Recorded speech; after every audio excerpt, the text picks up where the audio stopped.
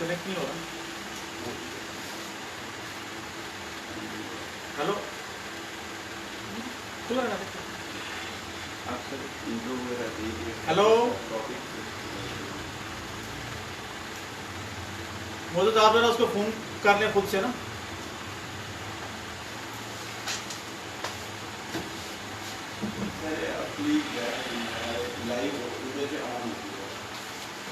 हाँ मुझे तो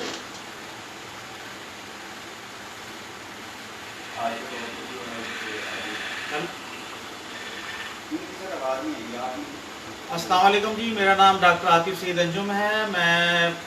पीडियाट्रिक न्यूरोलॉजिस्ट और रिहेबिलिटेशन काउंसलर हूँ और मैं गुज़श्ता 30 साल से न्यूरोलॉजी के शोबे से वाबस्ता हूँ। और मेरा जो है आज का टॉपिक जो है वो है एपिलेप्सी, जिसे मिर्गी कहते हैं। और हम आज मिर्गी पे बात करेंगे और मिर्गी की जो है बच्चों में और बड़ों में दोनों में जो है इनकी वजूहात, अलामात, साइन सिम्टम वो सारी की सारी डिफरेंट होती हैं। और एपिलेप्सी के बारे में मैं ये थोड़ा सा बताना चाहूँ आम लोगों के लिए और कुछ प्रोफेशनल्स के लिए कि ये एक ऐसी बीमारी है जिसमें दिमाग के अंदर एक इलेक्ट्रिक करंट होता है जो नॉर्मली एक दिमाग की जो नॉर्मल फंक्शनिंग के लिए ज़रूरी होता है, वो इलेक्ट्रिक करंट जो है वो नॉर्मल से ज़्यादा हो जाता है। और नॉर्मल से ज़्यादा होने की वजह से ब्रेन की एक्टिविटी जो एक्सेसिव हो जाती है, ज़्यादा हो जाती है, उसकी वजह से इंसान जिसको एपिलेप्सी या मिर्गी या जट्टों की बीमारी जिसे कहते हैं, उसके जिस्म पे कुछ सिम्टम्स आती हैं जो कि फिज़िकल सिम्टम भी हो सकती हैं, कुछ ऑटोनॉमिक सिस्टम हो सकती हैं, कुछ उसकी साइकोलॉजिकल एस्पेक्ट भी उसके होते हैं। तो एपिलेप्सी जो है ना वो एक तरह की ऐसी बीमारी है कि जिसमें दिमाग के अंदर इलेक्ट्रिक की एक्टिविटी ज़्यादा होने की वजह से या आप उसे कह लें कि खलल पड़ने की वजह से जिस्मानी तौर पे बहुत सारी अलामात ज़ाहिर होती हैं। और इन अलामात को आप अगर आप कहें तो इनको बिल्कुल मामूली अलामात भी हो सकती हैं और बहुत ज़्यादा जो है ज़ाहिर होने वाली भी हो सकती हैं। मामूली में ये होता है कि आपकी कनेक्टिविटी इन्वायरमेंट से कुछ देर के लिए डिस्कनेक्ट हो सकती है। उसमें ये हो सकता है कि आपके जिस्म के किसी एक हिस्से में कुछ जर्की मूवमेंट या कुछ जैसे झटके कहते हैं वो हो सकते हैं। आपके फेस पे, आपकी आइज़ पे कोई अब नॉर्मल एक्टिविटी या मोटर एक्टिविटी आ सकती है। आपके जो ऑटोनॉमिक सिस्टम है उसके अंदर खलल पड़ सकता है, आपका हार्ट रेट इंक्रीज हो सकता है, आपको स्वेटिंग हो सकती है, आपको पैलर हो सकता है। उससे अगर हट के बात करें तो उसमें बाज़ दफ़ा जो है आपको ज़ुबान जो है दौरे में कट सकती है। इसके अलावा आपका जिस्म नीला हो सकता है, आपका खुदा न खास्ता यूरिन निकल सकता है, आपका फुजला या पखाना आपका उस दौरान निकल सकता है। इसके अलावा मरीज़ अचानक जो है वो जहाँ पे भी हो वहाँ अचानक गिर भी सकता है, गिरने की वजह से उसको चोट भी आ सकती है। तो ये बहुत सारी जो है इसकी अलामात हैं जो कि एपिलेप्सी में होती हैं। और जैसे मैंने पहले कहा कि बच्चों में भी होता है और बड़ों में भी होता है। हर उम्र का बंदा जो है, हर उम्र का इंसान जो है एपिलेप्सी से इफ़ेक्ट हो सकता है। और इसकी अलामात जैसे मैंने पहले कहा कि बच्चों में डिफरेंट हो सकती हैं, बड़ों में डिफरेंट हो सकती हैं। बच्चों में डिफरेंट इसलिए कि बच्चे अपने सिम्टम को बता नहीं सकते, लिहाजा वो डिफरेंट तरीके से प्रेजेंट करते हैं। और आज जो है आज के इस जो एपिलेप्सी का टॉपिक है उसको हमने कनेक्ट किया हुआ है करंट जो कोरोना वायरस सिनेरियो है। क्योंकि कोरोना वायरस में जो आज सबसे ज़्यादा जो इफ़ेक्ट करने वाली चीज़ है वो है स्ट्रेस। और कोरोना वायरस जो है आपकी हेल्थ को 3 तरह से इफ़ेक्ट करता है। एक तो ये इसका मेडिकल एस्पेक्ट है कि ये मेडिकल इलनेस होती है जिसमें जैसे आपको पता है कि फ्लू होता है, खांसी होती है जो कि खुशक भी हो सकती है, और कुछ कंडीशन में जो है ना उसमें बलगम भी आ सकती है। फिर नमूनिया के अलामात होती हैं और बहुत तेज़ शदीद बुखार होता है, जिसम में दर्द होता है। ये तो इसका एक मेडिकल एस्पेक्ट है। इसका एक साइकोलॉजिकल एस्पेक्ट ये है कि कोरोना जो है एक ऐसी बीमारी है जो कि पेंडेमिक की सूरत में है और इसकी वजह से जिस्म में कुछ दिमागी तौर पे या माइंड को आप कह लें कि माइंड की डिस्टर्बेंस होती है, जिसकी वजह से स्ट्रेस एक इम्पॉर्टेंट इवेंट है जिसमें इंसान को इम्पेंडिंग थ्रेट होता है कि मुझे खुदा ना खासा कोरोना ना हो जाए। उसकी आइसोलेशन का जैसे आजकल डिस्टेंसिंग का है कि इसमें अपने आप को दूसरे लोगों से अलग रखें, ताकि अगर किसी को कोरोना है, कोरोना का जरासीम उसके जिस्म में है तो आप में मुंतकिल ना हो जाए। तो एक सोशल डिस्टेंसिंग का जो कॉन्सेप्ट आया है तो वो असल में जो है उसके ज़रिए जो है आपके अपने वायरस को जो है वो अपने जिस्म में दाखिल होने से आप रोक सकते हैं। और ये जो है इसका मेडिकल एस्पेक्ट है, और सॉरी ये इसका साइकोलॉजिकल एस्पेक्ट है, जिसमें एक तरह का फियर या एंजाइटी या स्ट्रेस या फ्रस्ट्रेशन होती है, जो कि कोरोना जिनको नहीं है उनको भी होता है, और जिनको कोरोना खुदा ना खासा डायग्नोज हो जाता है तो उनके अंदर भी एक स्ट्रेस, एक एंजाइटी, एक टेंशन होती है, एक अनयूजुअल सिचुएशन होती है कि मेरा क्या बनेगा, मैं ठीक होऊंगा नहीं होऊंगा। जैसे मीडिया पे आ रहा है कि इसमें डेथ रेट जो है यूरोपियन कंट्रीज़ में, यूनाइटेड किंगडम में, अमेरिका में तो बहुत ज़्यादा है। तो अल्हम्दुलिल्लाह हमारे मुल्क में वो कंडीशन नहीं है, लेकिन हमें इससे बचने के लिए सोशल डिस्टेंसिंग को रोज़ खादर रखना है। तो उसके लिहाज से ये है कि जो है ये इसका साइकोलॉजिकल है। और तीसरा इसका एस्पेक्ट जो है वो जो है इकनॉमिकल एस्पेक्ट है कि कोरोना की वजह से आपको पता है कि पूरी दुनिया में लॉकडाउन है, उसकी वजह से दुकानें बंद हैं, मार्केटें बंद हैं, लोगों के बिजनेस बंद है, चाहे छोटा कारोबार है या बड़ा कारोबार, हर तरह के कारोबार बंद है। और ये कारोबार बंद होने की वजह से जो है क्या हो रहा है कि डिफरेंट लोगों को सोशल इश्यूज़ के साथ जो है वो इकनॉमिकल इश्यूज़, फाइनेंशियल इश्यूज़, जो गरीब लोग थे उनके लिए बहुत ज़्यादा इफेक्ट हो रहा है, जो अमीर जो वेल लोग थे वो भी इससे बहुत बुरे तरीके से इफेक्ट हुए हैं। तो ये इसके सारे इफेक्ट हैं। तो ये जो सारी चीज़ें मैंने बताने का मकसद ये था कि एपिलेप्सी एक ऐसी बीमारी है, अगर किसी को एपिलेप्सी है और उसके घर में अगर उसके अलावा किसी को अगर कोरोना होता है तो वो एपिलेप्सी वाले पेशेंट को स्ट्रेस, एंजाइटी की वजह से डिफरेंट तरह के जो है ना जो है वो अलामतें हो सकती हैं। तो अब ये तो एक सिनेरियो था। अब ये है कि मैं ये चाहूँगा कि ऑडियंस जो है वो डिफरेंट तरह के सवालात एपिलेप्सी के हवाले में करें, ताकि मैं उनके एज अ कंसल्टेंट न्यूरोलॉजिस्ट उनके जवाब दे सकूँ।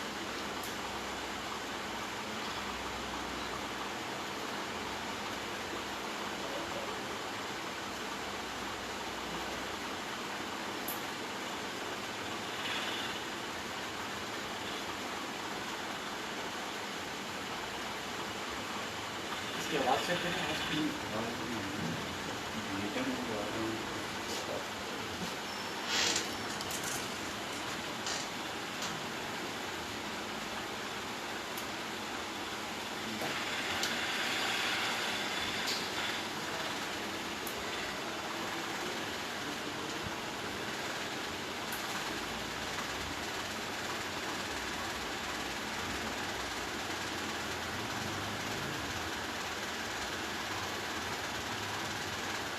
जी मुजीब साहब, आपका क्या सवाल है?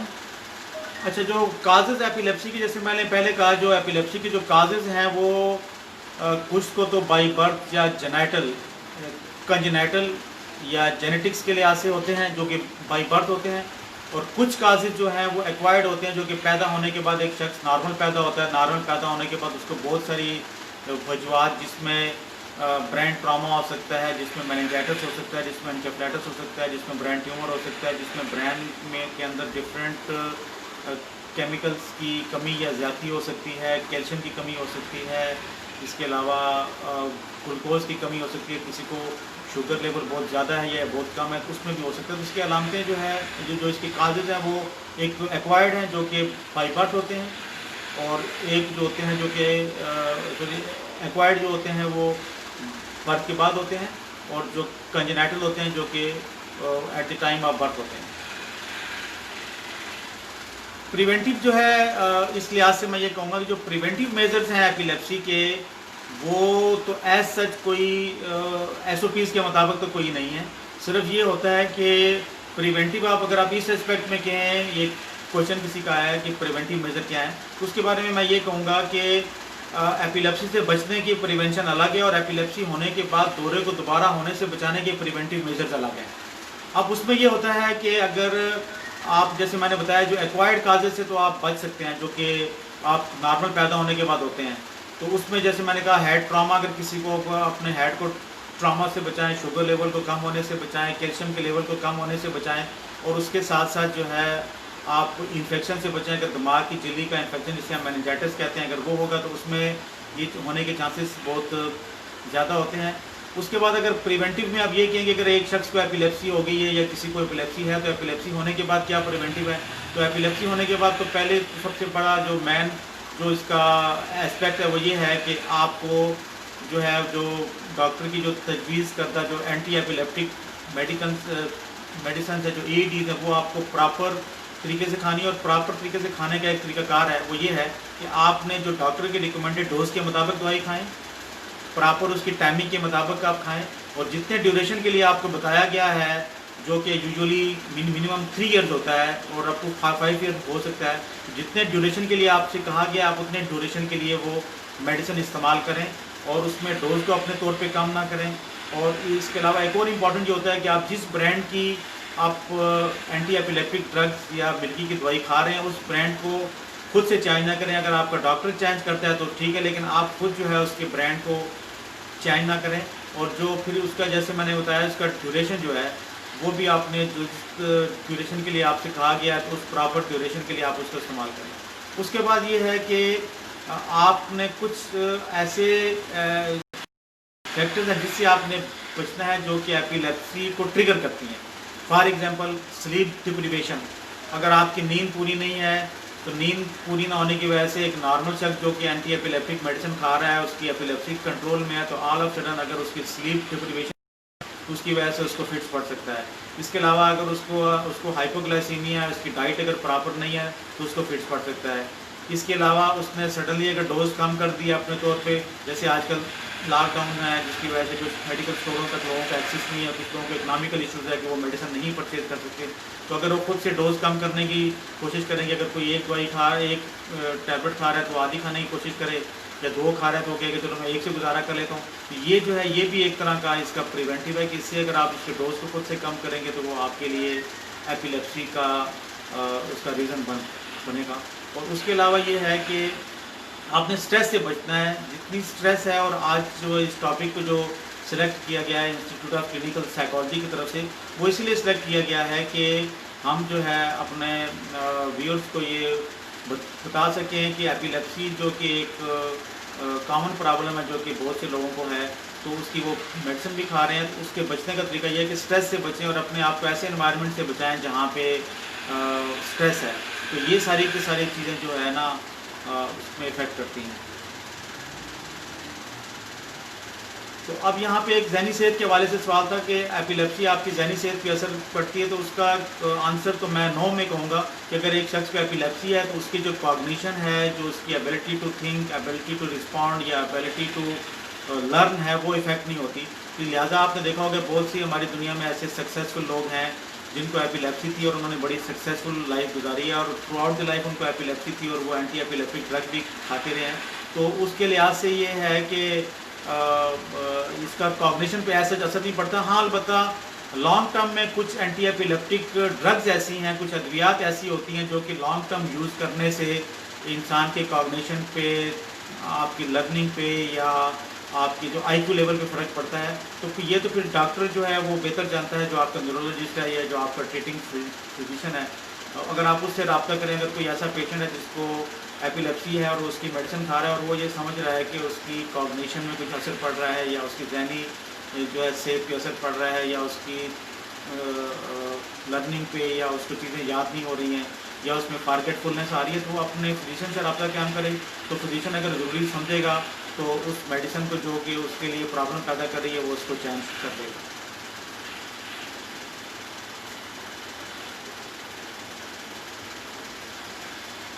यहाँ पे मैं एक और चीज़ इंपॉर्टेंट बताता चलूँ कि ये जो एक्टिविटी हो रही है, ये इंस्टीट्यूट ऑफ क्लिनिकल साइकोलॉजी ये जो है यूनिवर्सिटी ऑफ कराची का, उसके डायरेक्टर डॉक्टर उज़मा अली ने इस इनिशिएटिव को लिया है। और ये जो एक्टिविटी हो रही है ये ICT और फ़र्क Zohar Ahmed trust of clinical psychology के ताउन से हो रहा है, और ये एक तरह का ऑनगोइंग सीरीज़ है। और इसमें आपको इसके अलावा भी कभी भी आपको कोई एपिलेप्सी के बारे में, या जो दूसरे जो हमारे रिस्पेक्टेबल जो स्पीकर्स हैं उनकी जो भी उन्होंने प्रोग्राम किए हैं, तो अगर आपको उसमें किसी किस्म के क्वेश्चन आंसर अगर आपको करने हैं तो आप वेबसाइट पे भी आप भेज सकते हैं। हाँ, यहाँ पे एक क्वेश्चन है कि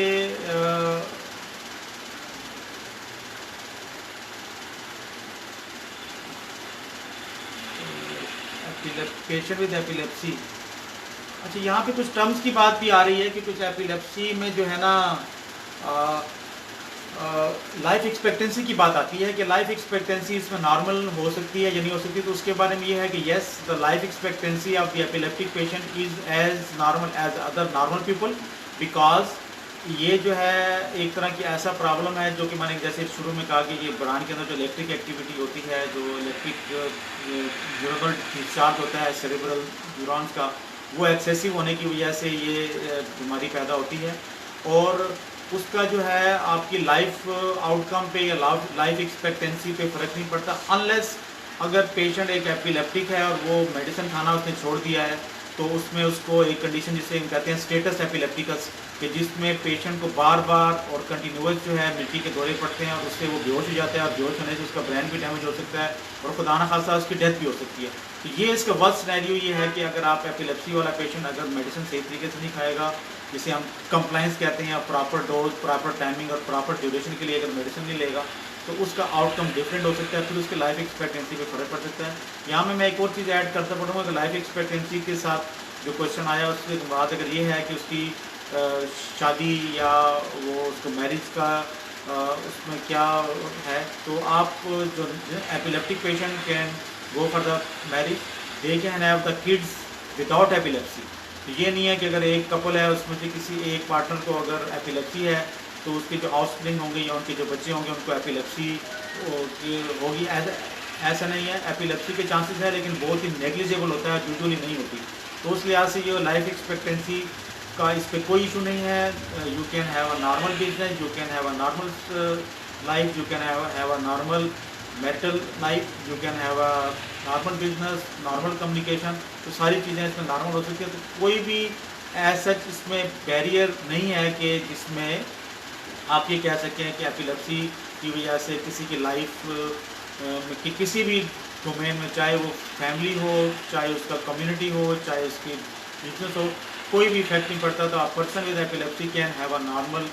life span and normal life expectancy as the other people. उसके अलावा जो है अब यहाँ पे एक क्वेश्चन है, वो है कि बाज़ दफ़ा जो है एपिलेप्टिक पेशेंट जो फीमेल होती हैं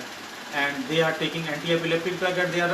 दे are on well controlled on anti epileptic drugs, वो मुकम्मल तौर पे कंट्रोल होती हैं। और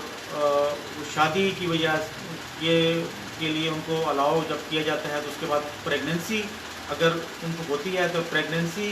होने में कुछ लोग कहते हैं कि प्रेगनेंसी को अवॉइड करें, कुछ लोग कहते हैं जिनको जो मेडिसिन जो खा रहे हैं उसको छोड़ दें। तो उसके बारे में ये है कि अगर कोई खातून जो कि एंटी एपिलेप्टिक ड्रग पे है या वो एपिलेप्टिक थी, तो वो अगर इफ़ शी बिकम प्रेग्नेंट, तो उनको मेडिसिन स्टॉप करने की ज़रूरत नहीं है, ना ही उसको स्टॉप करना चाहिए। ये कभी भी रिकमेंडेड नहीं है कि एपिलेप्सी की मेडिसिन जो है वो प्रेगनेंसी में स्टॉप की जाए। हाँ, अलबत्ता ये है कि बजाय दवाई कम करने के आपको मेडिसिन को बढ़ाना पड़ सकता है, क्योंकि जब प्रेगनेंसी होती है तो उसमें आप देखें कि जो प्रेग्नेंट खातून होती है उनका वेट बढ़ता है, और वेट बढ़ने से उनकी मेडिसिन की रिक्वायरमेंट भी बढ़ जाती है। लिहाजा हमें मेडिसिन को इंक्रीज़ करना पड़ता है बजाय इसके कि मेडिसिन को कम करें। लिहाजा जो अगर कोई खातून जो है वो एपिलेप्टिक है और वो प्रेग्नेंट होती हैं, तो उनको अपने डॉक्टर से रिव्यू करना चाहिए, न्यूरोलॉजिस्ट से रिव्यू करें, गायनेकोलॉजिस्ट से रिव्यू करें, और अपने ट्रीटमेंट प्लान जो भी है उसको रिवाइज करें। यहाँ मैं एक चीज़ बता दूं कि यस, ये एक बात है कि कुछ एंटी एपिलेप्टिक अद्वियात के साइड इफ़ेक्ट होते हैं जिसके हम टेराटोजेनिक इफेक्ट कहते हैं, और जिसमें जो ऑफस्प्रिंग है या पैदा होने वाला बच्चा है या फीटस है उसके अंदर एनॉमलीज़ या एबनॉर्मलिटीज़ आती हैं। तो उसके लिए अगर आप एक प्रॉपर मुस्तरद न्यूरोलॉजिस्ट या अच्छे फिजिशियन से अगर आप रब्ता कायम करते हैं, तो वो आपको ऐसी मेडिसिन तजवीज़ करेगा जिसके टेराटोजेनिक इफेक्ट नहीं होंगे, और आपका जो बच्चा जो पैदा होगा, जो ऑफस्प्रिंग पैदा होगा, वो बिल्कुल नॉर्मल और हेल्दी होगा, उसमें किसी किस्म का कोई अनोमली या नॉर्मलिटी नहीं होगी। इसके साथ उसमें जो है वो एपिलेप्सी भी इंशाल्लाह नहीं होगी। ज़रूरी नहीं होता कि अगर मदर एपिलेप्टिक है तो उसके बच्चे को भी एपिलेप्सी हो। यहाँ पे मैं एक चीज़ बताता चलूँ कि इस जो करंट सिनेरियो है कोरोना का, वर्ल्ड वाइड बहुत से हॉस्पिटल में इस पर रिसर्च हुई है और काम भी हुआ है कि ऐसी माएँ जिनको प्रेगनेंसी के दौरान कोरोना हुआ और उसके बाद वो फुल टर्म की वजह से उनकी डिलीवरी हुई, तो डिलीवरी होने के बाद जो बच्चा था वो अल्हम्दुलिल्लाह कोरोना नेगेटिव था, उसमें कोरोना नहीं था, हालांकि उसकी मदर कोरोना पॉजिटिव थी। तो जो वही चीज़ यहाँ पे भी है कि अगर एक पेशेंट है, एक खातून है, वो एपिलेप्टिक है और उनका बच्चा जो पैदा होगा उसको ये ज़रूरी नहीं है कि उसको एपिलेप्सी, और यूजुअली एपिलेप्सी उसको नहीं होती। अच्छा, अब यहाँ पे एक क्वेश्चन आया है कि क्या एपिलेप्सी के अटैक को आप एडवांस में पता चल जाता है या आप इसको प्रिडिक्ट कर सकते हैं कि एपिलेप्सी का अटैक होने वाला है? तो इसका आंसर है यस। सब एपिलेप्सी नहीं, लेकिन कुछ एपिलेप्सी ऐसी हैं जब वो अटैक होता है तो अटैक होने से पहले एक हम उसके मेडिकल टर्म में ऑरा कहते हैं, aura period, AURA। Aura period वो होता है जिसमें पेशेंट को ये मालूम हो जाता है, वो अवेयर हो जाता है, उसको पता चल जाता है कि उसको फिक्स पड़ने वाला है। और यूजुअली ऑरा जो होता है ये ज़्यादा प्रोलॉन्ग नहीं होता, आमतौर पर ये कुछ सेकंड्स के लिए, 10-15 सेकंड के लिए या 20 सेकंड के लिए होता है। और इस ऑरा में उसको फील होता है कि उसको एपिलेप्टिक अटैक होने वाला है और उसको एपिलेप्टिक फिक्स पड़ने वाला है। और ऑरा में आमतौर पर मुख्तलिफ अलामात होती हैं जिसमें उसमें फिज़िकल मूवमेंट भी आ सकती हैं, उसमें साइकोलॉजिकल भी उसमें आ सकती हैं, उसमें ऑटोनॉमिक भी आ सकती हैं। फिज़िकल में है कि उसका एक हाथ जो है वो सुन्न हो सकता है या उसमें हल्का सा झर्क आ सकता है। उसके बाद साइकोलॉजिकल में ये है कि उसको थोड़ा सा एक डिप्रेशन फील हो सकता है, वो अनईज़ी फील कर सकता है। और उसके अलावा जो है ना, उनमें कुछ बाद में कुछ एब्डोमिनल पेन का भी होता है, बाद में कुछ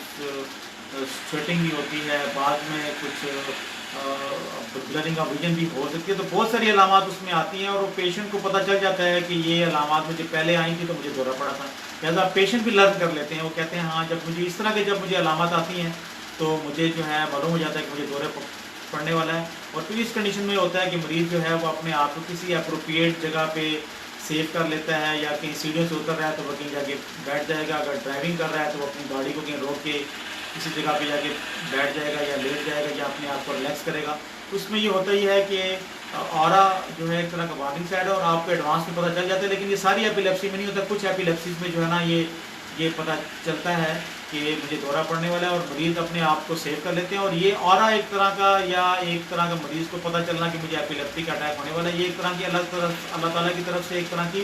ब्लेसिंग भी है कि वो अपने आप को जो है वो बचा लेता है। यहाँ पे मैं एक बात कहूँ कि अक्सर ख़वातीन में ये देखा गया है कि उनको बर्न हुआ होता है। जब उनसे पूछते हैं कि ये बर्न कैसे हुआ था, वो ये कहती हैं जी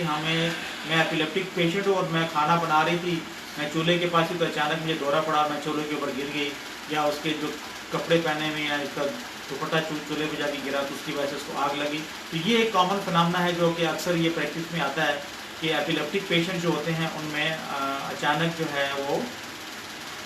फिट्स पड़ सकता है। वो अगर बर्न वाली जगह पे हैं तो उनको बर्न भी हो जाता है, कोई ऐसी जगह पे हैं सीढ़ियों से उतर रहे हैं। और यहाँ पे ये भी है कि एपिलेप्सी वाले पेशेंट को इसीलिए जो हम मना करते हैं कि आप स्विमिंग ना करें, और ड्राइविंग से भी इसलिए इनको मना किया जाता है कि ड्राइविंग ना करें। और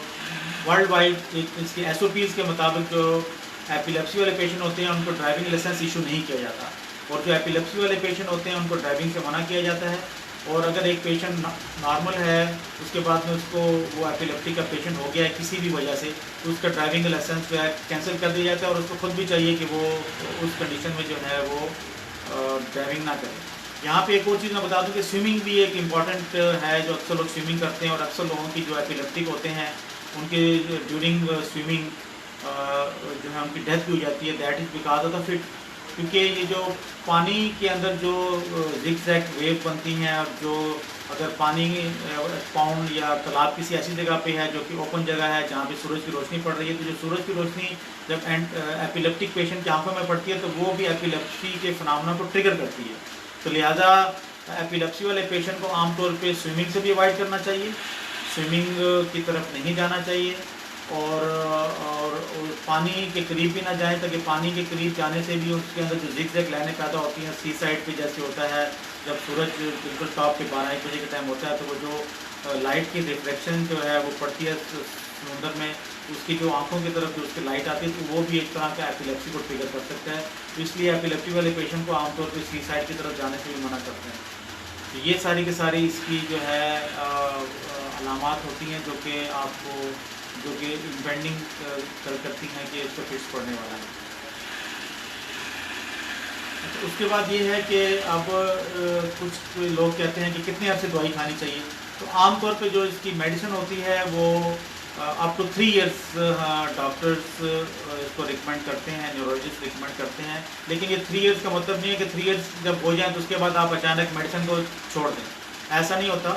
3 इयर्स मिनिमम पीरियड है जब आपको anti epileptic drug according to doctors advice in terms of the dose, duration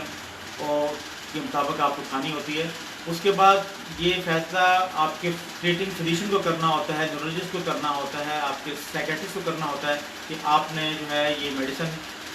जो है कितने अर्सा मजीद खानी है। और उससे पहले एक इसका टेस्ट होता है EEG, इलेक्ट्रोएन्सेफलोग्राफी, वो भी करा के चेक करना पड़ता है कि ब्रेन की जो है न्यूरोनल एक्टिविटी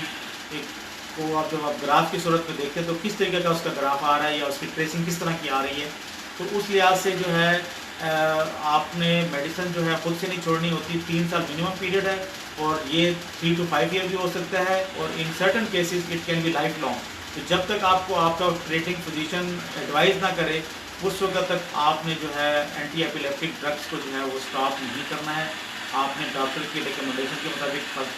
खाते रहना है और पूरी उसकी प्रिकॉशंस जैसे मैंने पहले आपको बताई है वो आपने उसमें आपने लेनी है।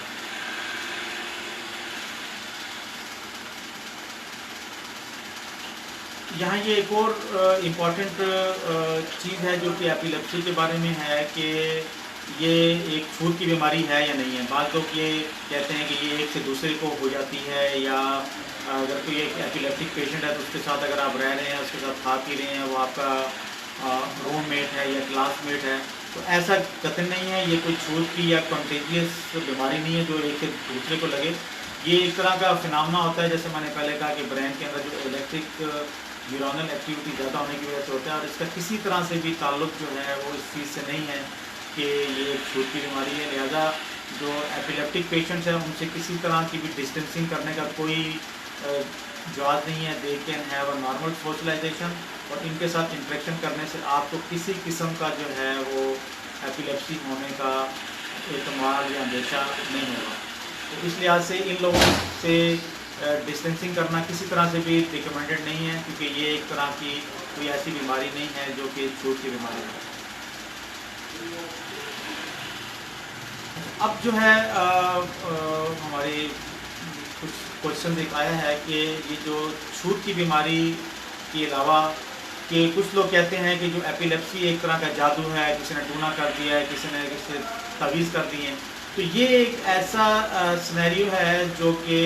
इसका आंसर जो है नो में है कि ये कोई जादू नहीं है, कोई ब्लैक इवल नहीं है या कोई ब्लैक बैड आई का इसमें कोई फिनोमेना नहीं है। ये एक तरह का न्यूरोलॉजिकल प्रॉब्लम है जिसमें ब्रेन के अंदर कुछ इलेक्ट्रिक एक्टिविटी के इश्यूज आते हैं जिसकी वजह से एपिलेप्सी होती है और उसको किसी तरह से भी जादू टूना या जो है सुपरस्टिशियस थिंग्स के साथ इसको रिलेट करना किसी तरीके से भी नासिब नहीं है और इनका इससे किसी किस्म का कोई ताल्लुक़ नहीं है। और उसके लिए बाद पेशेंट ऐसे होते हैं जो कि एपिलेप्सी वाले होते हैं, एपिलेप्टिक होते हैं, वो मेडिसिन खा रहे होते हैं और अचानक उनको कोई अपने गली मोहल्ले में या अपने अड़ोस पड़ोस में या अपनी सोसाइटी में कोई उनको एडवाइस करता नहीं आप ये दवाइयाँ खा रहे हैं तो दवाइयाँ तो ठीक नहीं है, इसको तो असरात का प्रॉब्लम है, इसको तो जिन है, इसको तो किसी ने जादू किया हुआ है। तो हमारे मुशाहदे में ये आया है, कई दफ़ा आया है कि एक वेल कंट्रोल्ड पेशेंट जो कि एपिलेप्सी का है वो बहुत ही उस पर मेडिसिन से वो नॉर्मल लाइफ गुजारा था, तो ऑल ऑफ सडन उसने किसी के कहने पर जादू टोने के असरात के को एक्सेप्ट करते हुए उसने किसी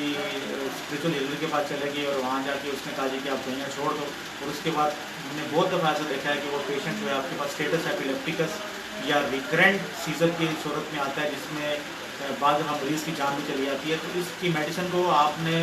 जादू टोने का इलाज कराने के चक्कर में आपको कभी भी नहीं बंद करना चाहिए।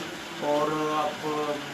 यहाँ पे यही है कि अगर कोई जादू टोने का इलाज कराना चाह रहा है तो मैं तो, मेरे पास जो मरीज आते हैं मैं तो उनको नहीं रोकता, ठीक है मैं कहता हूँ आप मेरी दवाई आप खाते हैं, लेकिन अगर आप इलाज कराना चाह रहे हैं तो आपकी अपनी मर्जी है, लेकिन इसका से कोई ताल्लुक नहीं है। तो अगर कोई लोग कराना चाहते हैं अपनी उनकी दिल की तसल्ली के लिए, अपनी एक तरह के स्पिरिचुअल बिलीफ के मुताबिक अगर वो कुछ करना चाहते हैं तो ठीक है, लेकिन उसके लिए किसी भी तरीके से जो है वो मेडिसिन को स्टॉप ना करें। Medicine as recommended by the doctor as per protocol, वो उसकी पूरी कंप्लाइंस लें और पूरी प्रॉपर तरीके से लें। यहाँ पे एक क्वेश्चन है कि फिट्स और फेब्राइल फिट्स में क्या फ़र्क होता है। अच्छा, फिट्स जो है वो एक तरह का ऐसा फिनोमेना है जो कि अनप्रोवोक्ड होता है। अनप्रोवोक्ड होता है, वो बगैर किसी ट्रिगरिंग फैक्टर के आ रहा है, अचानक वो विदाउट एनी प्रोवोकेशन हो रहा है। लेकिन जो फेब्राइल फिट्स हैं या फेब्राइल फीवर हैं, ये आमतौर पे बच्चों की बीमारी होती है, जो कि यूजुअली जो इसका पीक एज होती है वो 18 महीने से लेके 5 इयर्स तक के बच्चों में ये आता है। वैसे आमतौर पे 5 मंथ्स टू 5 इयर्स के एज के बच्चों में जो है ये फेब्राइल फिट्स आते हैं। और उसमें बच्चे को जब टेम्परेचर होता है, यूजुअली टेम्परेचर का भी कोई ऐसा क्राइटेरिया नहीं है कि उसको 103 टेम्परेचर होगा तो उसको फिट पड़ेगा। आमतौर पे मिनिमम टेम्परेचर पे भी 99 या 100 टेम्परेचर पे भी फिट पड़ सकता है। तो ये 5 मंथ से लेके 5 इयर्स के बच्चों में ये फेब्राइल फिट्स का प्रॉब्लम होता है, जिसका पीक जो है वो इंसिडेंस वो 18 माह की उम्र में होता है। और मैक्सिमम बच्चों का 18 माह की एज के दौरान जो है ये फेब्राइल फिट होते हैं। तो ये एक तरह की बिनाइन कंडीशन है जो कि 5 साल के बाद ग्रेजुअली खुद ब खुद ख़त्म हो जाती है। और ये फेब्राइल फिट जब होता है तो इसके लिए आमतौर पे बच्चे को हॉस्पिटल में लेके जाना पड़ता है। तो डॉक्टर पूरी उसके चेकअप करते हैं, उसको पूरी तसल्ली करते हैं कि कुरान खासा है, इसको मेनिंजाइटिस या एनकेफेलाइटिस या कोई और मेटाबॉलिक प्रॉब्लम तो नहीं है। तो उसको एक्सक्लूड करने के बाद, उसको रूल आउट करने के बाद उसको डिक्लेयर किया जाता है कि इसको फेब्राइल फिट है। और फेब्राइल फिट की एक रिकमेंडेड ये होता है कि इसमें एंटी एपिलेप्टिक ड्रग्स की ज़रूरत नहीं होती, इसमें मिर्गी की दवाई देने की ज़रूरत नहीं होती। तो ये एक सेल्फ लिमिटिंग प्रॉब्लम है जो कि after the age of 5 years जो है ये ख़त्म हो जाता है। लेकिन कुछ स्टडीज़ में ये भी आया है कि ये फेब्राइल फिट जो है अप टू 6 और 7 इयर्स की एज तक भी हो सकते हैं। ज़्यादा जब भी आपको फीवर के दौरान फिट हो तो उसके लिए पहला तो ये होता है कि आप उसको फेब्राइल फीवर लें, लेकिन उसके लिए आपको मेनिंजाइटिस या एनकेफेलाइटिस को रूल आउट करना ज़रूरी होता है। और उसके लिए किसी अच्छे पीडियाट्रिशियन, माहिर पीडियाट्रिशियन को दिखाया जाए या किसी न्यूरोलॉजिस्ट से कंसल्ट किया जाए, ताकि वो ये रूल आउट कर सकें कि खुदा न खास्ता उसको मेनिंजाइटिस तो नहीं है। तो उस लिहाज से जो है ये फेब्राइल फिट एक बेनाइन कंडीशन है जो कि ग्रेजुअली जो है ना वो खुद ही जो है ना ये ठीक हो जाती है।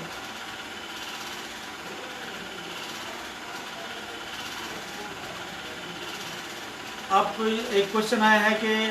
ये कौन इसको आइडेंटिफाई कर सकता है कि इसको एपिलेप्टिक है। तो उसमें ये है कि जैसे मैंने पहले बताया कि उसमें मैंने कहा कि ऑरा की सिम्टम आती हैं, पेशेंट को खुद से पता चल जाता है कि उसको फिट्स पड़ने वाला है। और वो फिट्स जब पड़ने वाला होता है तो वो अपने आप को उससे सेव कर लेता है। और ये एक तरह का ऑरा का जो होता है वो उसको एक तरह का वो किसी थ्रेट से बच सकता है। जैसे मैंने पहले कहा कि अगर वो ड्राइविंग कर रहा है तो ऑरा की वजह से वो ड्राइविंग को स्टॉप कर दे, अगर तालाब में है या पानी के करीब है तो उससे अपने आप को डिस्टेंस कर ले। तो ये इसका एक एस्पेक्ट है।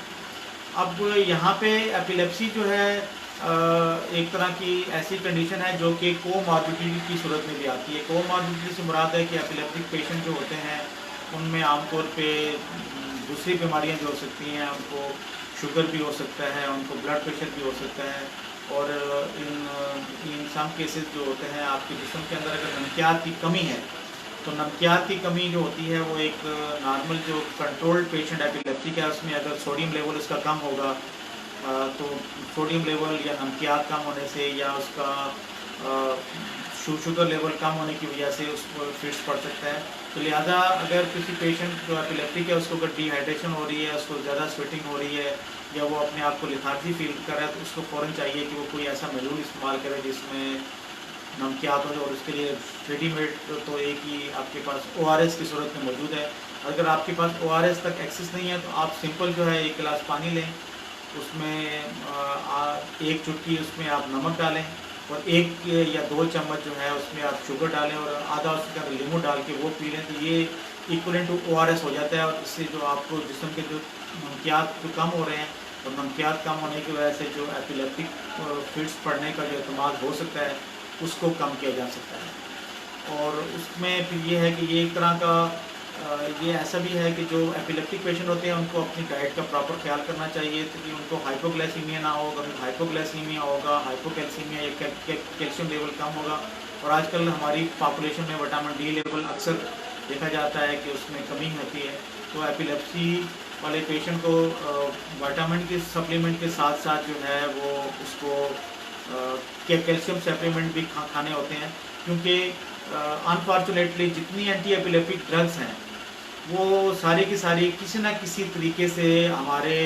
जिस्म के जो कैल्शियम रिजर्व्स हैं, जो कैल्शियम लेवल है, उसको कम करती हैं। लिहाजा ये हमेशा रिकमेंड किया जाता है कि कोई भी एपिलेप्टिक पेशेंट है वो एपिलेप्सी की मेडिसिन के साथ साथ कोई कैल्शियम सप्लीमेंट ज़रूर खाए। और कैल्शियम सप्लीमेंट खाने के साथ उसको अपना वाटर इनटेक ज़्यादा रखना चाहिए, क्योंकि अगर एक पेशेंट जो है वो कैल्शियम सप्लीमेंट ले रहा है लेकिन उसका अगर वाटर इनटेक अगर प्रॉपर नहीं है, अगर पानी वो कम पी रहा है, तो पानी कम पीने की वजह से उसके अंदर कैल्शियम की सप्लीमेंट लेने की वजह से रीनल स्टोन्स के चांसेस या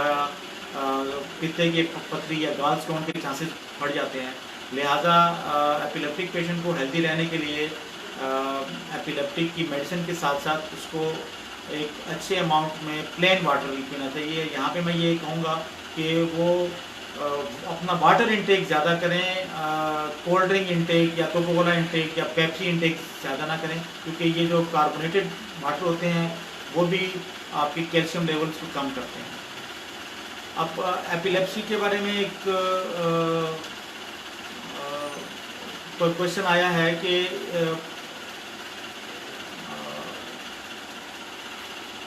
स्कूल की सेटिंग में अक्सर होता है कि बच्चों को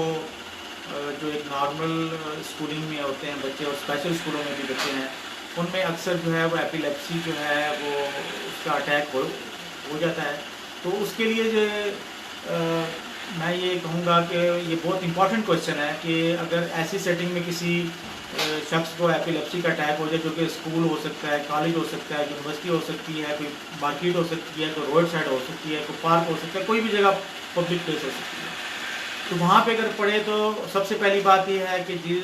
एपिलेप्सी वाले पेशेंट के साथ आपने पैनिक में नहीं आना है। उसको आपने किसी भी प्लेन साफ़ सुथरी जगह पे उसको फ्लैट होके उसको लटा दें,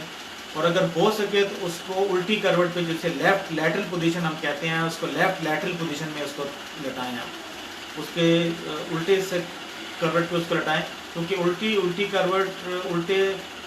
करवट पे लटाने से ये होता है कि उसके जिस्म के अंदर जो लंग्स में ऑक्सीजन की एंट्री जो है वो बढ़ जाती है, और उसकी ऑक्सीजनेशन उसकी लंग्स की बढ़ जाती है, और ऑक्सीजनेशन जब लंग की बढ़ेगी तो अल्टीमेटली उसके साथ उसके ब्रेन की ऑक्सीजनेशन भी बढ़ती है, जिसकी वजह से ब्रेन के अंदर जो हाइपोक्सिया या जो एनोक्सिया या जो ऑक्सीजन की कमी होती है वो उससे इनकाउंटर हो जाता है, वो उससे बच जाता है। क्योंकि अगर एपिलेप्टिक पेशेंट को अगर हाइपोक्सिया होगा तो हाइपोक्सिया से एपिलेप्सी फिट्स पड़ने के चांसेस जो है वो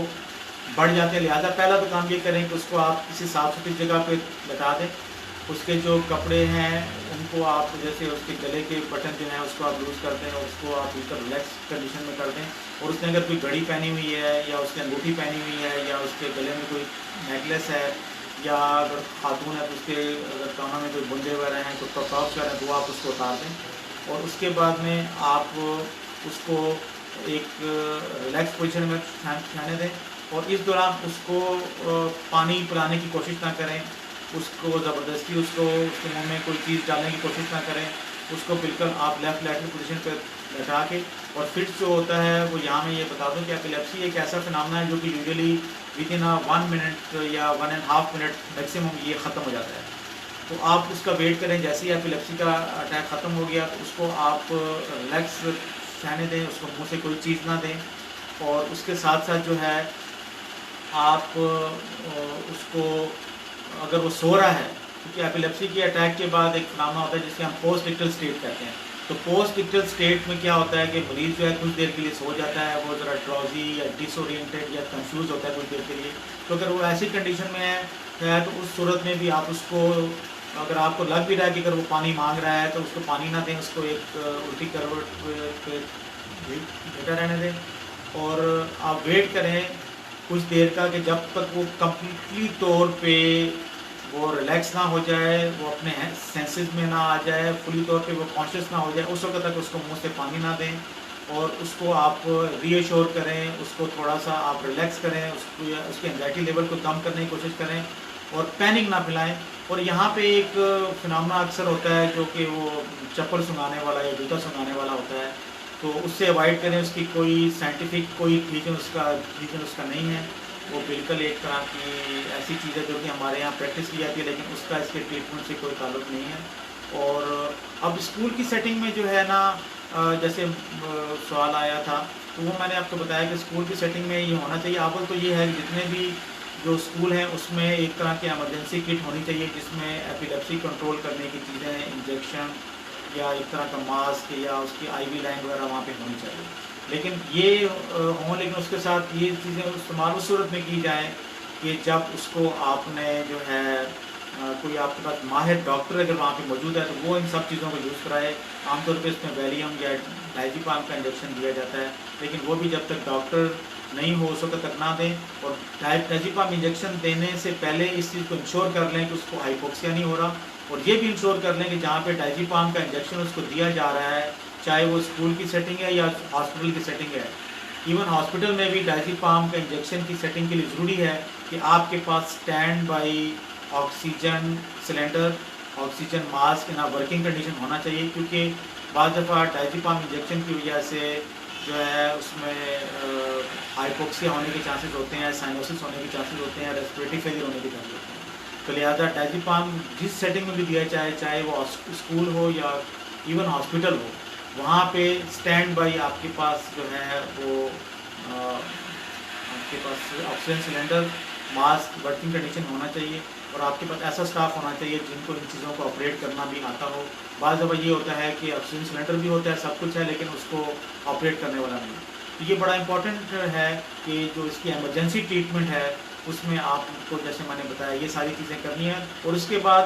अगर एपिलेप्सी का फिट पड़ा है तो उसके बाद कोशिश करें कि उसको पेशेंट को किसी भी करीबी अच्छे टर्शरी केयर हॉस्पिटल में उसको ले जाके उसका पूरा चेकअप कराएं, जाके उसके ब्लड टेस्ट होंगे, उसमें शुगर लेवल, उसमें इलेक्ट्रोलाइट, उसका सीबीसी चेक होगा। क्योंकि उसमें होता ही है कि अगर एक वेल कंट्रोल्ड एपिलेप्टिक पेशेंट उसमें अगर फिट पड़ा है तो उसमें कोई ट्रिगरिंग फैक्टर हो सकता है, उसको हो सकता है कि उसको मेनिंजाइटिस खुदा ना खास्ता हो, या उसकी बॉडी के अंदर कोई इन्फेक्शन हो, या उसके अंदर हाइपोग्लाइसीमिया हो, जैसे शुगर लेवल की कमी है, या हाइपोक्लाइसीमिया जिसमें कैल्शियम लेवल की कमी है। तो ये सब को रूल आउट करना होता है। इस सब एक्सरसाइज का फ़ायदा ये होता है कि आप फ्यूचर में उस फिनोमेना से बच सकते हैं। हो सकता है आज उसको एक हाइपोकैल्सीमिया की वजह से फिट पड़ा हो, ठीक हो गया हो, लेकिन नेक्स्ट टाइम उसको वो फिट पड़े और वो ज़्यादा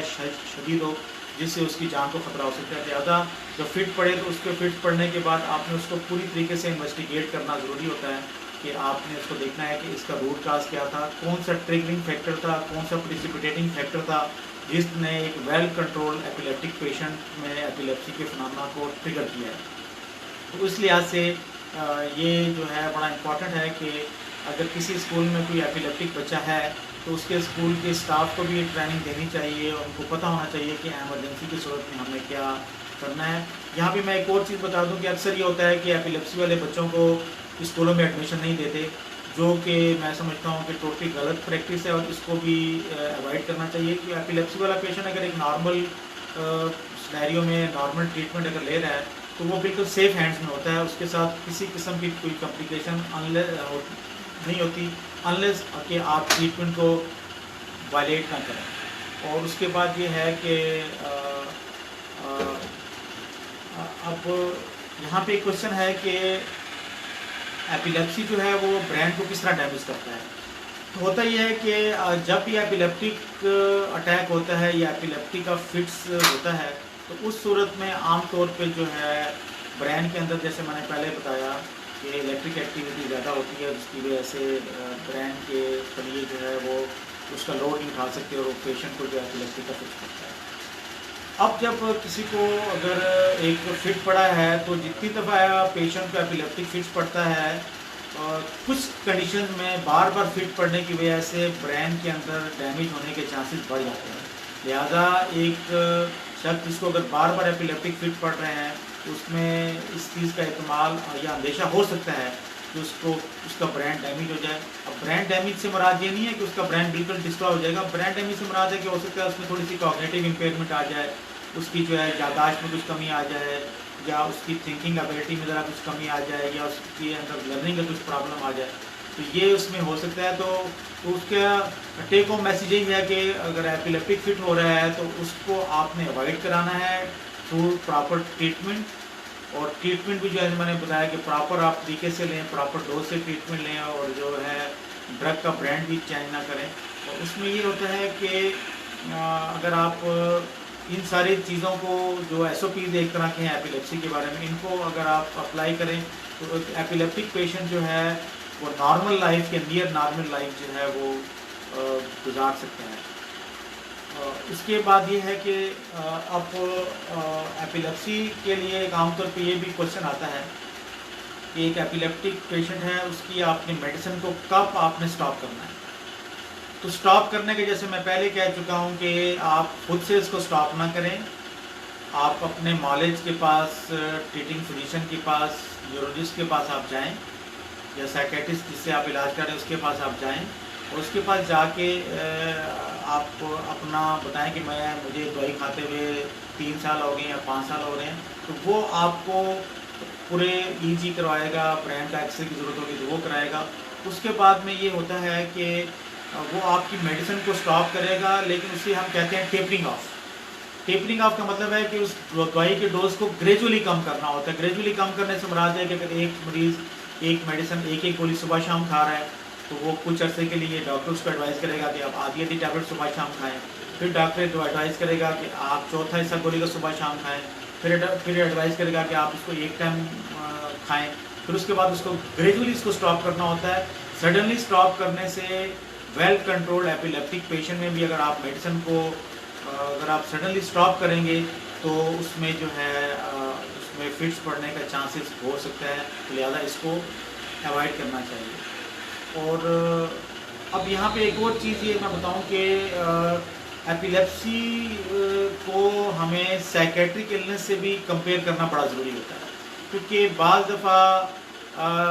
देखा गया हमने प्रैक्टिस में कि एक पेशेंट होता है, उसको एपिलेप्सी नहीं होती, उसको साइकोजेनिक या हिस्टेरिकल अटैक हुआ होता है, हिस्टेरिकल फिट उसको हुआ होता है, कुछ को साइकोलॉजिकल प्रॉब्लम होता है, कुछ को मलिंगरिंग होती है, या कोई अटेंशन सीकिंग बिहेवियर की वजह से पेशेंट जो है वो उसके अंदर ड्रॉप अटैक्स आ रहे हैं, या उसके अंदर जर्की मूवमेंट्स आ रही हैं, या आई की ब्लिंकिंग आ रही हैं। तो उस लिहाज से जो है आपको ये देखना होता है कि वो जो पेशेंट एपिलेप्टिक है या वो साइकोजेनिक है। तो उसके कुछ 2-3 मैं इंपॉर्टेंट आपको डिफरेंस बता देता हूँ कि जो एपिलेप्टिक अटैक होता है वो आमतौर पे जो है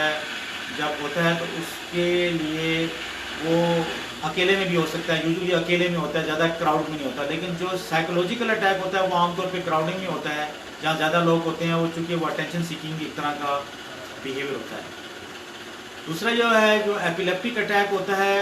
उसकी कोई ख़ास टाइमिंग नहीं होती, किसी वक्त भी हो सकता है। लेकिन जो साइकोलॉजिकल प्रॉब्लम की वजह से जो साइकोजेनिक एपिलेप्टिक फिट्स या हिस्टेरिकल एपिलेप्टिक फिट्स होता है वो अटेंशन सीकिंग बिहेवियर की वजह से चूँकि होता है, लिहाजा वो किसी ख़ास कॉन्टेक्स्ट में होगा। जैसे कोई शख्स है वो उसके साथ किसी का कुछ झगड़ा हो गया और झगड़े को अवॉइड करने के लिए वो इस तरह का बिहेव करेगा, वो अपने आप को अचानक करा लेगा, वो इस तरह बिहेव होगा कि इसको फिट पड़ गया है, तो वो एक सिंपैथी गेन करने के लिए हो सकता है। तो एक तरह का उसकी टाइमिंग एक बहुत अहम होती है, और एक सर्कमस्टेंसेस जिसमें वो हो रहा है उसको देखना है कि वो कहीं अटेंशन सीकिंग बिहेवियर तो नहीं। दूसरा ये है कि जो एपिलेप्टिक अटैक होता है उसमें कुछ चीज़ें होती हैं जिसे हम कहते हैं अनइक्विवोकल एविडेंस ऑफ एपिलेप्सी। कि ऐसा एविडेंस जिसको आप डिनाई नहीं कर सकते, जो कि 100% एपिलेप्सी को कंफर्म करता है। और उसमें एक आता है incontinence of urine, incontinence of stool, और टंग बाइट या ज़ुबान का कट जाना। जैसे ज़ुबान का कट जाना, पेशाब का निकल जाना, पखाने का निकल जाना, ये अगर किसी पेशेंट में हो रहा है तो ये आमतौर पे जेन्युइन एपिलेप्सी में होता है, ये आमतौर पे हिस्टेरिकल फिट्स में नहीं होता। तो ये कुछ डिफरेंसेस है जो कि हमें हिस्टेरिकल फिट और साइकोलॉजिकल फिट में भी इसको कंपेयर करने में ज़रूरी होता है। क्योंकि बाद दफ़ा ये देखा गया है अनफॉर्चुनेटली कि बहुत से ऐसे पेशेंट होते हैं जिनको एपिलेप्सी नहीं होती, लेकिन वो एंटी एपिलेप्टिक ड्रग खा रहे होते हैं। लेकिन बहुत से ऐसे पेशेंट होते हैं जिनको एपिलेप्सी होती है, लेकिन वो साइकोलॉजिकल ट्रीटमेंट या साइकेट्रिक ट्रीटमेंट खा रहे होते हैं। तो यहाँ पे इसका कंपेयर करना ज़रूरी है। इसीलिए एपिलेप्सी जब हो तो आप किसी माहिर न्यूरोलॉजिस्ट के पास जाएँ और साथ साथ किसी माहिर साइकेट्रिस्ट के पास भी जाएँ, ताकि वो साइकोलॉजिकल फिट को या हिस्टेरिकल फिट को रूल आउट कर सके, उसको वो प्रॉपर वे में डायग्नोज करके आपको बता सके कि ये ट्रू एपिलेप्सी है या ये साइकोलॉजिकल फिट है। अच्छा, अब ये है कि एपिलेप्सी के बारे में क्वेश्चन है ये कि ये सारी ज़िंदगी रहती है या नहीं रहती। तो उसका क्वेश्चन जो है वो इस तरह है, इसका आंसर ये है कि कुछ एपिलेप्सीज होती हैं जो कि सर्टेन पीरियड के बाद ख़त्म हो जाती हैं। जैसे मैंने पहले कहा कि जो फेब्राइल फिट्स होते हैं ये आमतौर पे 5 माह से लेके 5 साल की उम्र में होते हैं। उसके बाद आमतौर पे फेब्राइल फिट्स नहीं होते, ये खुद ही ख़त्म हो जाते हैं। ये तो फेब्राइल सीजर की बात होगी। इसके अलावा कुछ एपिलेप्सीज ऐसी हैं जो कि कुछ ख़ास पीरियड के बाद जो है वो ख़त्म हो जाती हैं और पेशेंट जो है वो नॉर्मल लाइफ की तरफ आ जाते हैं। कुछ एपिलेप्सीज ऐसी होती हैं जो कि through out the life persist करती हैं, उसके लिए हमें लाइफ लॉन्ग ट्रीटमेंट लेना पड़ता है। तो इसके लिए आपको जो ट्रीटिंग न्यूरोलॉजिस्ट है या साइकेट्रिस्ट है या ट्रीटिंग फिजिशियन है वो बेहतर बता सकता है कि आपने दवाई को कब स्टॉप करना है, कितने अरसे तक दवाई खानी है। और अगर स्टॉप करना है, जैसे पहले मैंने बताया कि मेडिसिन को ग्रेजुअली आपने कम करना होता है। सडनली पेशेंट को ये चाहिए कि वो अपने तौर पे जो है वो मेडिसिन को स्टॉप ना करें।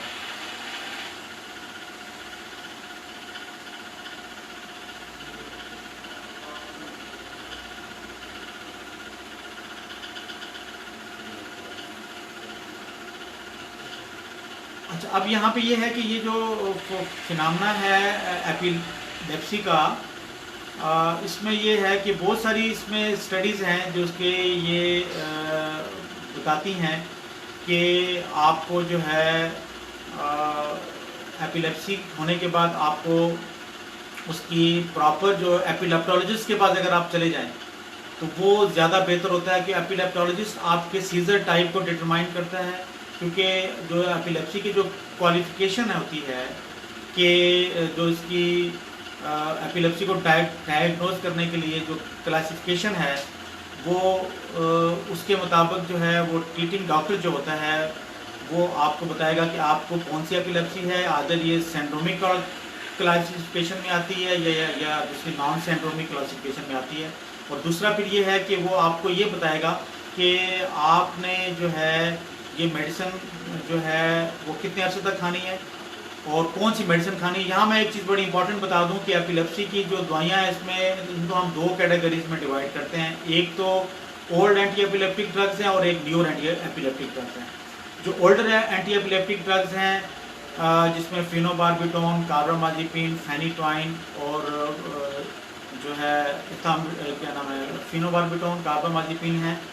और उसमें वेल्पोरेट है। और जो न्यूरो एपिलेप्टिक ड्रग्स हैं उसमें ऑक्सकार्बाजेपिन है, उसमें लेवोटिसिटाम है, उसमें टोपैरामेट है, कुछ और ड्रग्स हैं। अब ये जो इसमें ये है कि जो ओल्डर एपिलेप्टिक ड्रग्स हैं और न्यूरो एपिलेप्टिक ड्रग्स हैं इसके बारे में ये है कि जो ओल्डर एपिलेप्टिक ड्रग्स हैं वो आमतौर पे चीपर हैं, ज़्यादा एक्सपेंसिव नहीं है। लेकिन जो न्यूरो एपिलेप्टिक ड्रग्स हैं वो ज़्यादा एक्सपेंसिव होती हैं और ज़्यादा जो है वो महंगी होती हैं वो। लेकिन अगर आप एफिकेसी वाइज देखें तो दोनों एपिलेप्टिक ड्रग्स जो कि ओल्डर हैं या न्यूअर हैं दोनों की एफिकेसी एपिलेप्सी में सेम होती है। सिर्फ एक चीज़ का थोड़ा सा फ़र्क है कि जो ओल्डर एपिलेप्टिक ड्रग्स हैं उनके साइड इफ़ेक्ट प्रोफाइल थोड़ा सा ज़्यादा है और न्यूअर का साइड इफ़ेक्ट प्रोफाइल थोड़ा सा कम है। लेकिन दोनों में साइड इफ़ेक्ट होते हैं और दोनों का प्रिंसिपल वही है कि आपने जो है ट्रीटमेंट को जो है वो आपने प्रॉपर टाइम के लिए लेना है, प्रॉपर डोज में लेना है और जो है आपको selection of drug is the description of doctor. वो आपको बेहतर तौर पे बताएगा कि आपने किस तरीके से आपने मेडिसिन को जो है ना वो इस्तेमाल करना है, आपने उसकी डोजिंग में क्या करना है। और आमतौर पे ये होता है कि जो प्रिंसिपल है आमतौर पे एपिलेप्टिक ड्रग का एपिलेप्सी में यूज़ का होता है कि आमतौर पे सिंगल ड्रग आमतौर पे यूज़ कराई जाती है। एक एपिलेप्टिक पेशेंट है उसको आमतौर पे एक ड्रग से स्टार्ट करते हैं। अगर एक ड्रग स्टार्ट करने के बाद वो ठीक नहीं हो रहा, उसकी एपिलेप्सी कंट्रोल नहीं हो रही, उसकी फिट्स कंट्रोल नहीं हो रही, देन वी फिर go for the second, we go for to increase the dose of the first drug. और अगर उसकी मैक्सिमम डोज के बाद वो नहीं कंट्रोल हो रहा, फिर हम दूसरी ड्रग की तरफ जाते हैं और हम फिर 5 दफ़ा तीसरी ड्रग की तरफ जाते हैं। तो आम तौर पे जो है मेडिसिन जो है होती है वो उसमें एक तरह की मेडिसिन ही इसमें यूज़ की जाती है और पॉलीथेरापी या मल्टीपल ड्रग्स को आमतौर पे अवॉइड करना होता है अनलेस के पेशेंट रेजिस्टेंट नहीं है। रेजिस्टेंट एपिलेप्टिक पेशेंट वो होते हैं जिसमें 2 या 2 से ज़्यादा ड्रग आप यूज़ करा रहे हैं लेकिन उसके बावजूद जो है वो fit, then you have to go for the other options like उसमें एपिलेप्सी सर्जरी की तरफ हमें जाना होता है। वो एक तरह का एक ऐसा ऑप्शन है जो कि एक तरह का एपिलेप्सी की ट्रीटमेंट का एक ऑप्शन है जिसमें हम जाते हैं। और उसके बाद जो है एक RTMS की एक टेक्नोलॉजी है जो कि हमारे पाकिस्तान में भी जो है यहाँ पे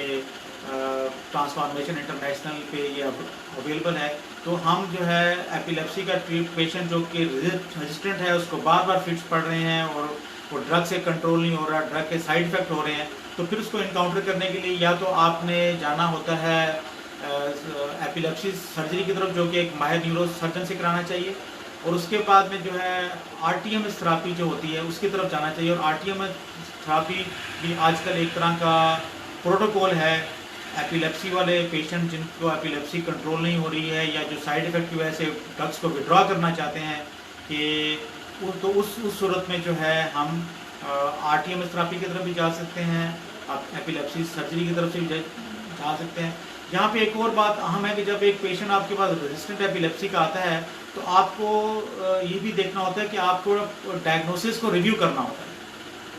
डायग्नोसिस का रिव्यू करने का मतलब ये है कि आपने देखना होता है कि इसको अगर कंट्रोल नहीं हो रहे हैं फिट्स तो आया कि हम वाकई एपिलेप्सी को ट्रीट कर रहे हैं या हम साइकोजेनिक एपिलेप्सी को ट्रीट कर रहे हैं कि ये साइकोजेनिक प्रॉब्लम तो नहीं है कि जिसको हम ट्रीट कर रहे हैं, तो वो भी देखना होता है। तो उसके लिए ये ज़रूरी होता है कि आप डायग्नोसिस को रिव्यू करें क्योंकि स्टडीज़ में भी ऐसा आया है कि बाज़ दफ़ा जो एपिलेप्टिक पेशेंट जो हमने लेबल किया होता है वो आमतौर पे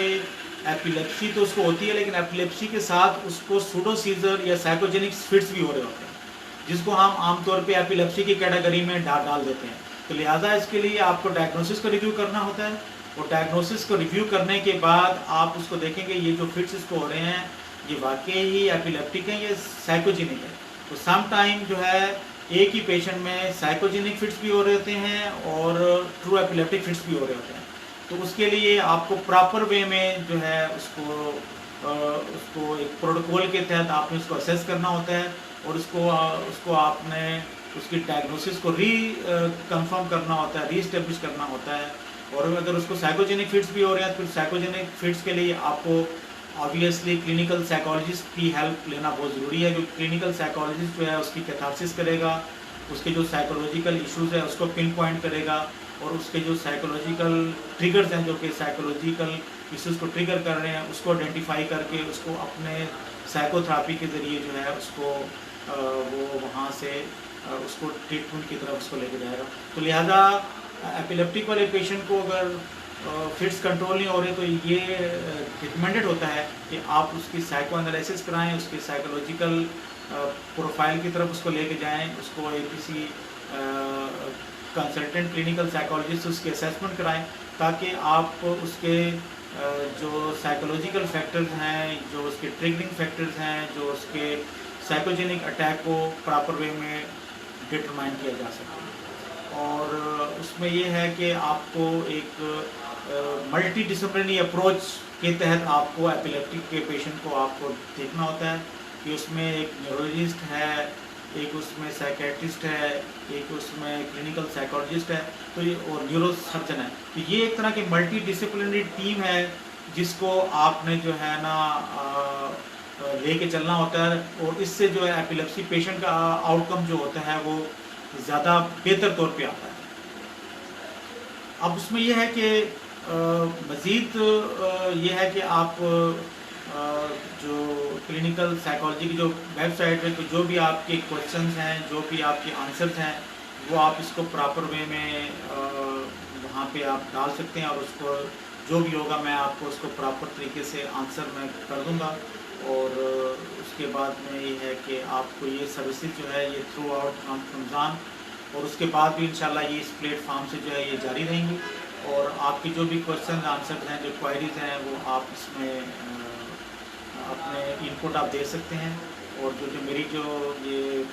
टॉक थी इस पर भी आप अपने कमेंट दे सकते हैं। अभी मैं यहाँ पे देख रहा था कि एक साहब का कुछ नेगेटिव कमेंट्स आ रहा था कि शायद मैं कुछ गलत बता रहा हूँ। अगर गलत बता रहा हूँ तो आप उसको पॉइंट आउट कर दें, आप बता दें मैंने क्या गलत बताया। तो ये तो अपने अपने लोगों के व्यूज़ होते हैं। उसमें ये है कि क्योंकि ये एक तरह का पब्लिक सोशल मीडिया है, एक तरह की पब्लिक गैदरिंग है, इसमें हर तरह के लोगों के व्यूज़ आते हैं और सबके व्यूज़ को रिस्पेक्ट देनी चाहिए। अगर कोई शख्स का अपना एक व्यू होता है उसको ठीक है, उसका अपना एक व्यू है, तो उसमें मैं कमेंट मैं क्या करूँ। बाकी ये है कि ओवरऑल एपिलेप्सी जैसे मैंने बताया कि एक तरह का ऐसा फिनोमेना है जो कि प्रॉपर डायग्नोसिस से और प्रॉपर ट्रीटमेंट से हम इसको ऑप्टिमम तरीके से इसको कंट्रोल कर सकते हैं। और इसको जो पेशेंट जो एपिलेप्सी वाले हैं they can have a normal life and they can have the marriage as well. जैसे पहले मैंने बताया, मदर अगर कोई एक्सपेक्टेंट हैं तो वो प्रेगनेंसी का आउटकम भी बेहतर आ सकता है अगर वो प्रॉपर तरीके से मेडिसिन खा रहे हैं। और उसके अलावा ये है कि इसमें ये है कि एक तरह का इंटीग्रेटेड अप्रोच जैसे मैंने बताया कि हम सबको इसमें सब जिसके स्टेक होल्डर्स जो हैं जो इसके हैं, जैसे मैंने बताया कि न्यूरोलॉजिस्ट हैं, साइकियाट्रिस्ट हैं, साइकोलॉजिस्ट हैं, न्यूरोसर्जन हैं, इन सब को अगर आप साथ लेके चलेंगे तो इसका बड़ा अच्छा आउटकम होगा। और आप सब लोगों के क्वेश्चंस का भी शुक्रिया और सबके वैल्यूएबल टाइम का, और सबको रमज़ान मुबारक। और मेरी तरफ से सबके लिए दुआ है कि अल्लाह ताला हमें कोरोना के सिनेरियो से बचाए और हमें अल्लाह ताला अपने हिफ्ज़ व अमान में रखे। खुदा हाफिज़।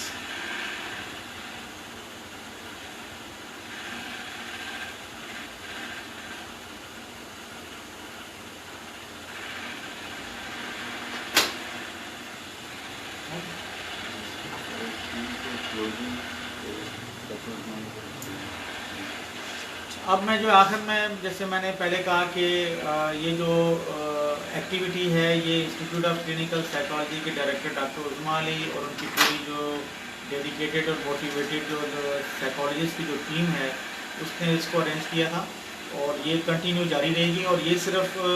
इस कोरोना के सिनेरियो में नहीं है, ये ओवरऑल जो है ये एक्टिविटी जारी रहेगी। और ये एक तरह का CME का एक प्रोग्राम है और यहाँ पे आपको जो इन्फॉर्मेशन मिलेगी वो हम आपसे इंशाल्लाह शेयर भी करते रहेंगे। और हमारी जो वेबसाइट ICP की है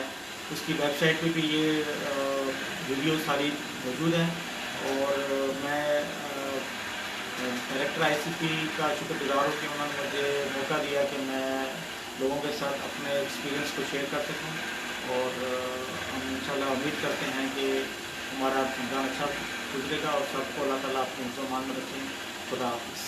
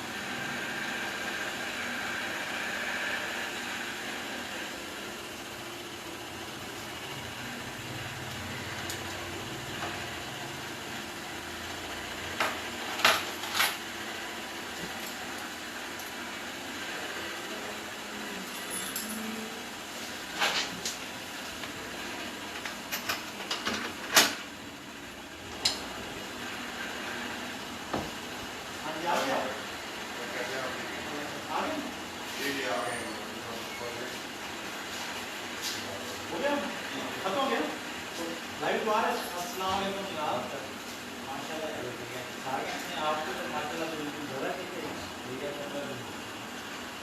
पिक्चर करायची